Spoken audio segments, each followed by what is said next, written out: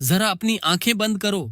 सोचो एक राजमहल, जहां हर सुबह सुरों की धुन, हर शाम रंगों की रोशनी से सजी होती है, जहां हर इच्छा एक पल में पूरी हो जाती है। लेकिन उसी महल के अंदर एक युवक बैठा है खामोश, राजकुमार सिद्धार्थ गौतम, जिनके पास सब कुछ है, पर फिर भी दिल में एक खालीपन है।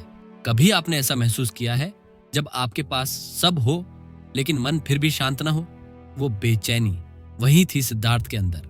यही बेचैनी एक सवाल बन गई, जीवन का असली अर्थ क्या है? दोस्तों, ये कहानी सिर्फ एक संत की नहीं है, ये कहानी है माइंड पावर की, कॉन्शियस एनर्जी की और लॉ ऑफ अट्रैक्शन की। क्योंकि जो सिद्धार्थ ने किया वही फॉर्मूला है किसी भी इंसान के ट्रांसफॉर्मेशन का। एक दिन सिद्धार्थ गौतम महल के बाहर निकले और देखा एक बूढ़ा आदमी, एक बीमार, एक शव और एक सन्यासी जिसके चेहरे पर शांति थी। वो चार दृश्य उनके मन को झकझोर गए। उन्होंने सोचा, अगर दर्द, बीमारी, मृत्यु सबको मिलती है तो फिर ये जीवन क्या है? उस रात उन्होंने खुद से कहा, मुझे सत्य जानना है। यही था उनका पहला law of attraction step, intention. क्योंकि यूनिवर्स हमेशा उसी को जवाब देता है जिसका इरादा सच्चा होता है। विज्ञान कहता है, जब आप किसी चीज के लिए गहराई से सोचते हैं, आपका रेटिकुलर एक्टिवेटिंग सिस्टम उसी दिशा में आपको संकेत दिखाने लगता है। आप उसी रियलिटी को नोटिस करने लगते हैं जो आपके इरादे से जुड़ी होती है। सिद्धार्थ ने इरादा किया और यूनिवर्स ने उनका रास्ता खोलना शुरू किया। सिद्धार्थ ने सब छोड़ दिया, राजपाट, धन, परिवार, क्योंकि जब उद्देश्य बड़ा हो तो छोड़ना सैक्रिफाइस नहीं, फ्रीडम बन जाता है। वो जंगलों में गए, ध्यान किया, तपस्या की, दिन रात मन को नियंत्रित करने की कोशिश की, लेकिन कुछ मिसिंग था। सवाल वही था, सत्य कहाँ है? और फिर उन्हें एहसास हुआ, सत्य बाहर नहीं, मेरे भीतर है। यही वो पल था जब उन्होंने लॉ ऑफ अट्रैक्शन का दूसरा प्रिंसिपल समझा, विजुअलाइजेशन। जो अंदर है वही बाहर प्रकट होता है। उन्होंने अपने भीतर वो पीस इमेजिन करना शुरू किया जो वो दुनिया में ढूंढ रहे थे। हर ध्यान के क्षण में वो विजुअलाइज करते कि उनका मन शांत है, कि वो सत्य के करीब पहुंच रहे हैं। वो इस शांति को महसूस करते जैसे वो अभी घट रही हो। और यही होता है विजुअलाइजेशन की ताकत। विज्ञान कहता है, जब आप किसी अनुभव को बार बार अपने दिमाग में कल्पना करते हैं, आपका मस्तिष्क उसे वास्तविक घटना जैसा ही मानने लगता है। न्यूरॉन्स के बीच नए कनेक्शंस बनते हैं। इसे न्यूरोप्लास्टिसिटी कहते हैं। आपका शरीर उसी वाइब्रेशन में आ जाता है। सिद्धार्थ ने वर्षों तक कठोर साधना की, कभी खाना नहीं खाया, कभी नींद नहीं ली। उन्होंने सोचा, शायद शरीर को कष्ट देने से ज्ञान मिलेगा। लेकिन एक दिन वो बेहोश हो गए और तभी एक स्त्री ने उन्हें एक कटोरा दूध दिया। उस क्षण सिद्धार्थ ने समझ लिया, न अति सुख सही है, न अति त्याग। सत्य का रास्ता मध्यम मार्ग है। लॉ ऑफ अट्रैक्शन भी यही कहता है, बैलेंस रखो। बहुत ज्यादा जोर लगाओगे तो रेजिस्टेंस बनेगा, बहुत ढीले पड़ोगे तो एनर्जी बिखर जाएगी। फ्लो में रहो। साइंस इसे होम्योस्टेसिस कहता है, यानी शरीर और मन की संतुलित अवस्था, जहां आप रिलैक्स्ड भी हो, फोकस्ड भी हो। यही परफेक्ट स्टेट है मैनिफेस्टेशन की। हर जर्नी में डर आता है। बुद्धा की यात्रा में भी आया। कभी मन में डाउट, कभी इल्यूजन, कभी टेम्पटेशन। सब ने उन्हें रोकने की कोशिश की, लेकिन उन्होंने सिर्फ देखा। उन्होंने डर से लड़ा नहीं, बस कहा, मैं तुम्हें देख रहा हूं।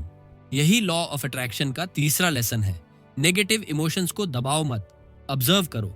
साइंस कहता है, जब आप किसी डर को बस देखते हैं बिना जजमेंट के, आपका एमिगडाला शांत होता है और दिमाग का कॉन्शियस हिस्सा कंट्रोल ले लेता है।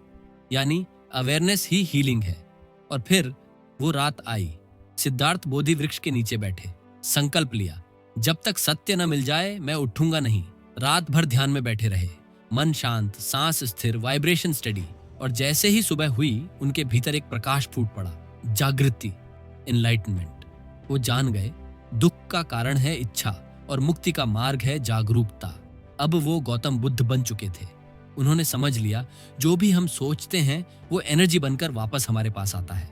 लॉ ऑफ अट्रैक्शन यहीं अपनी चरम स्थिति पर पहुंचता है। As you think so you become. Science भी यही कहता है, आपके विचार आपके न्यूरोकेमिस्ट्री को बदलते हैं।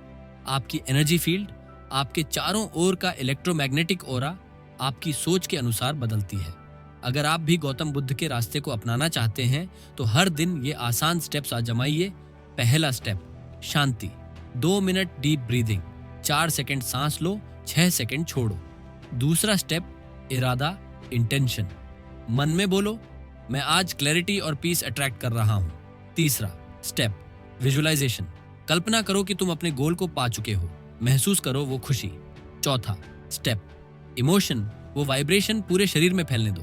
पांचवा स्टेप, एफर्मेशन, 3 बार दोहराओ, मैं सक्षम हूं, मैं योग्य हूं, यूनिवर्स मेरे साथ है। छठा स्टेप, एक्शन, आज एक छोटा कदम लो, बस एक। सातवां स्टेप, ग्रेटिट्यूड, अंत में धन्यवाद बोलो, मुझे सब मिल रहा है।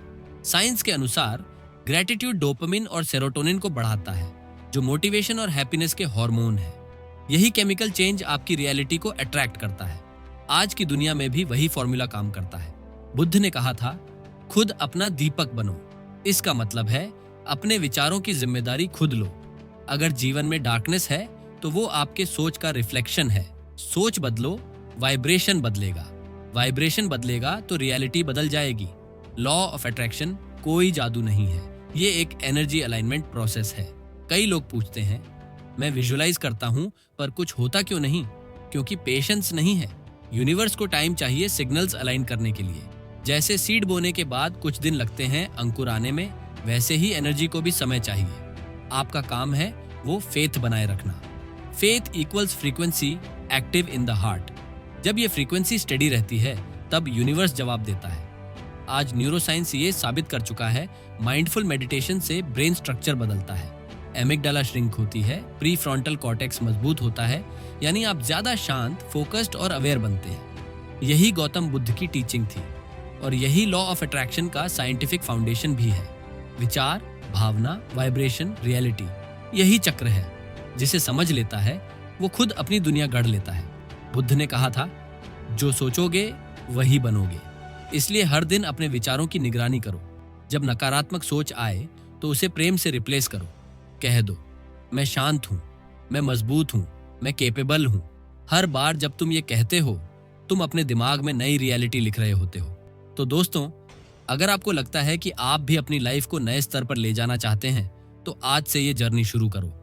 एक छोटा कदम लो, हर सुबह 10 मिनट अपने साथ बैठो, शांत रहो, सांस लो और यूनिवर्स से जुड़ो। कमेंट में लिखो, मैं अपनी जागृति शुरू कर रहा हूं। अगर ये कहानी और टेक्निक्स ने आपको इंस्पायर किया है तो इस वीडियो को लाइक कीजिए, अपने दोस्तों के साथ शेयर कीजिए और मैनिफेस्ट स्पार्क चैनल को सब्सक्राइब करना मत भूलिए। यहाँ आपको हर हफ्ते मिलेंगी ऐसी इंस्पायरिंग स्टोरीज और पावरफुल मैनिफेस्टेशन टेक्निक्स।